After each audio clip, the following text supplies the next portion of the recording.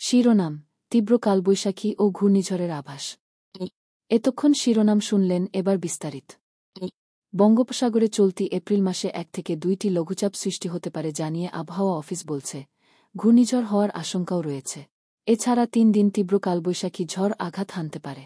বিভিন্ন মডেল পূর্বাভাস, আবহাওয়া উপাত্ত, ঊর্ধ্বাকাশের আবহাওয়া বিন্যাস, বায়ুমণ্ডলের বিভিন্ন স্তরের বিশ্লেষিত আবহাওয়ার মানচিত্র ও জলবায়ু মডেল বিশ্লেষণ করে এপ্রিল মাসের জন্য এ পূর্বাভাস দিয়েছে আবহাওয়া অফিসের বিশেষজ্ঞ কমিটি। আবহাওয়াবিদ মমিনুল ইসলামের স্বাক্ষর করা এক বিজ্ঞপ্তিতে এ কথা জানানো হয়েছে। বিজ্ঞপ্তিতে জানানো হয়, এপ্রিল মাসে দেশে স্বাভাবিক অপেক্ষা কম বৃষ্টিপাতের সম্ভাবনা রয়েছে।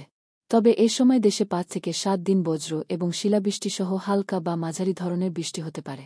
এছাড়া 1 থেকে 3 দিন তীব্র কালবৈশাখী ঝড়ের আশঙ্কা রয়েছে। এতে জানানো হয়, এ মাসে বঙ্গোপসাগরে 1 থেকে 2টি লঘুচাপ সৃষ্টি হতে পারে।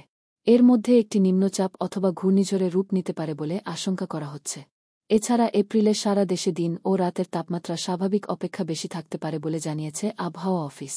এ সময় দেশে 2 থেকে 4টি মৃদু অথবা মাঝারি এবং 1 থেকে 2টি তীব্র তাপপ্রবাহ বয়ে যেতে পারে বলে ধারণা করা হচ্ছে। এই ছিল আজকের খবর। আমাদের সঙ্গে থাকার জন্য আপনাকে অসংখ্য ধন্যবাদ। যদি এই খবর আপনার ভালো লেগে থাকে, তাহলে আরও খবর ও আপডেট পেতে আমাদের চ্যানেলটি সাবস্ক্রাইব করতে ভুলবেন না। ভিডিওটি শেয়ার করুন এবং আপনার মতামত কমেন্টে জানাতে পারেন।